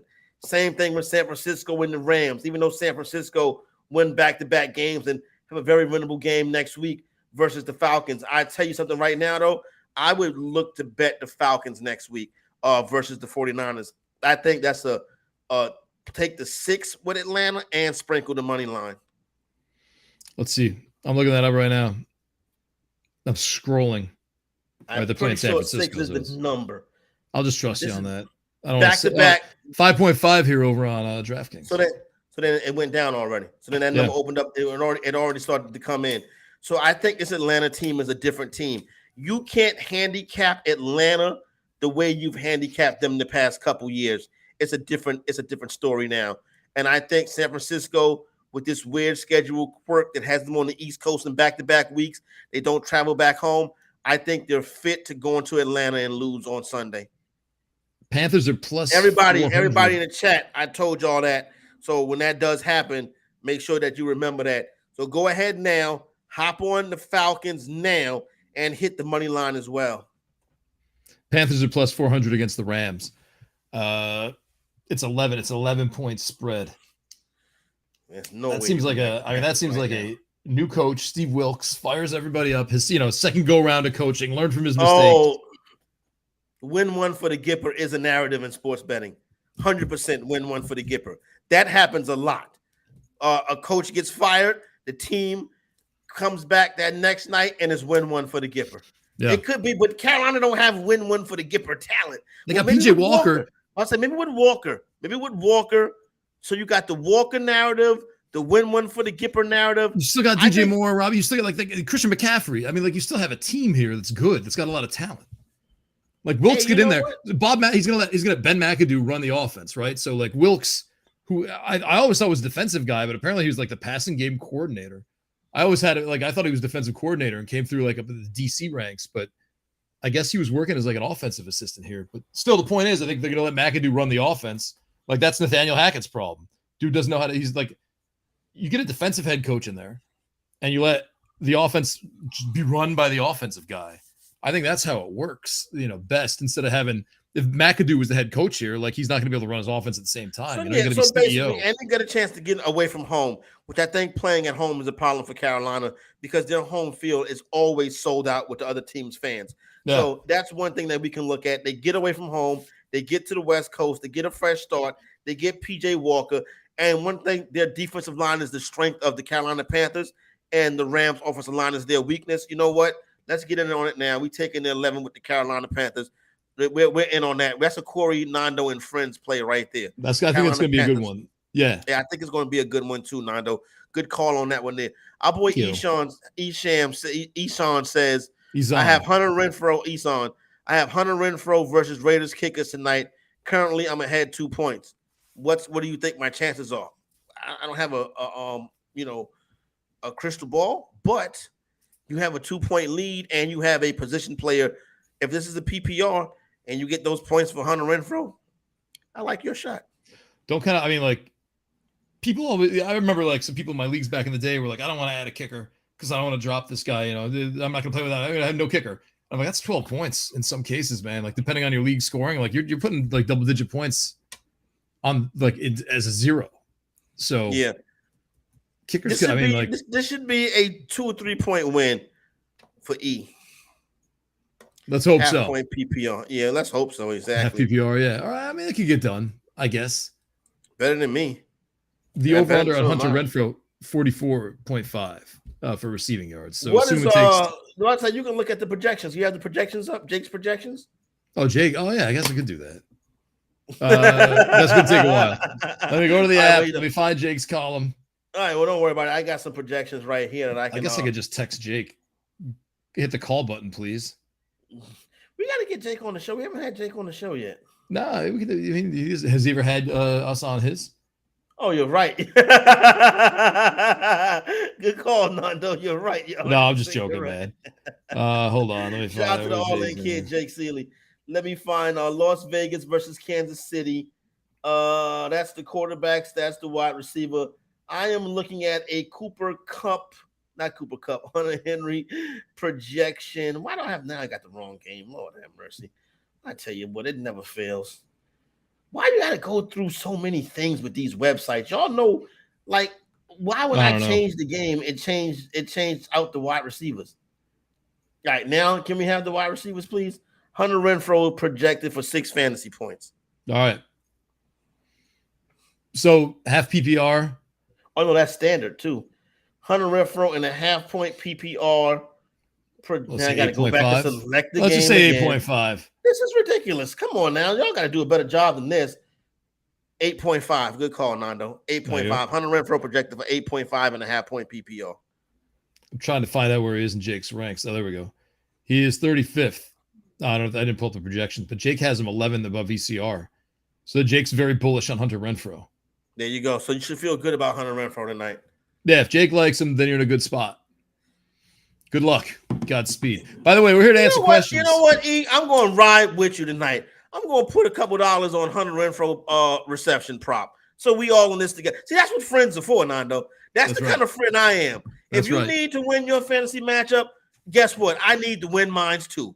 You know what I'm saying? So we're going to bet Hunter Renfro as a family tonight. We're going to bet his reception over as a family so we can root on E all together. Tell you what, Adam Ronis would bet on the under. Hey, thank you. That's the kind of guy Adam Ronis is, right? Adam Ronis would go against you knowing you're a part of his listening family. You know what I'm saying? Not us. Here, team. Definition of team. Like if Nando had something on his leg and he needed me to rub it, Let me just pull on the back of my pants for a second. Yeah. I'd be right there rubbing for him. If Corey needed a Naomi Gurma card, let me give you there you go. I happen to have 17 for some reason. There you go. I just black out and I order more Naomi Gurma cards. I wish I could get into I'm gonna get a box of the Mosaic World Cup cards, but then somebody gotta let me know what I have, because I'm just gonna be looking at it what is this? So maybe we should break. Maybe that should be our next break. Buy it and then have somebody break it live on air for us, and then just send it to me. But then again, I probably have to give them cards too, because it'd be like I don't want to just open something for me and everybody else don't get nothing. Why don't you buy the box? We'll open it and show everybody the cards, and we'll get Hector Castro on to talk about it. He's the only soccer cards guy I know. Okay, cool. Jalen says we need to get Mark Cuban on the show. Sure, yeah, we'll get anyone else. No, I do think. Listen, maybe he'll get us the private jet. I'm not producing this show, but we need to have a long-term guest list with Michael Rubin on it. With Mark Cuban on it as well, on the long-term guest list. This weekend, when I'm in Orangeburg at homecoming, I'll see if I run into Tory Dandy, the NFL agent. Yeah. And then I'll talk to him myself, you know what I'm saying, and invite him to come on the show. And I'm sure he'll do it. Jeff from MJ Holdings. Still got to try and get a hold of him. Yeah. I still need to know more about this. I really do.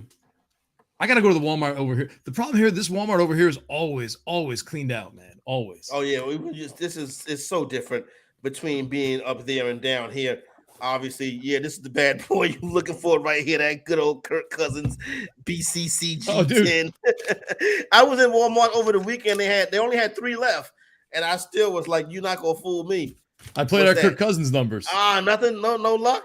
Well, the drawing's tonight. Drawing's tomorrow night. Oh, perfect. I messed it up though. The guy was doing it from. I was at the store, and I'm like, man, should I text my wife and make her run all the way downstairs? A picture of the notes that I have here, so I can know the Kirk Cousins numbers that I got to play in Mega Millions. I'm glad you didn't do that. Or should I just try to remember 8? It was 8, 13. It's right here. It's 8, 19, 33, 50. 33.50. I would have. That's the one right there.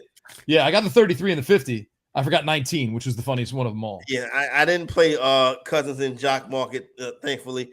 Got off to a good start, but then in Kirk Cousins fashions, they let the Lions right back in the game, the Bears right back in the game, and then he threw a pick too as well. Yeah. But looking forward to tonight, AFC West. Big spot for the Raiders. I like them to cover the spread. I'm not, man. I'm done with the Raiders, dude. That's a broken, boring team now again. Okay. All right. I'm not going to argue with you, Nando. It shouldn't be. But I mean, it is I don't know, man. I look at the Raiders and me, my mind just goes, oh, Raiders, man. I'm not going to watch a Raiders game. I don't care. Yeah, well, that's cool. Not going to happen. I'll report back on it tomorrow. Yeah, I'm going to watch baseball tonight. I got some Cobra Kai's to catch up on. Is there any NHL tonight? I'm not going to watch that, but I'm just curious. That's a question for Jared, our producer. I actually think the season starts tonight. Oh, tomorrow. They had 2 games, I think, tomorrow. Overseas in Norway. Yeah. And then the actual season. That's why I think there's one big last night of fantasy drafts, maybe tonight. Okay, got it. There you go. Rangers Lightning at MSG. Rangers have a really good goalie, supposedly. What's his name? No. Okay. But he's supposedly really good. All right, we got to get out of here. Jay Lynch should know. We got to go. There you go. Igor Shesterkin. All right. Shout out to Igor. Have a good season, Igor. Now we have to go. Hey, check out Ronis and Fensty and Ronis next. The playbook coming up. Come back in. We will see you tomorrow. More fun. Goodbye, everybody.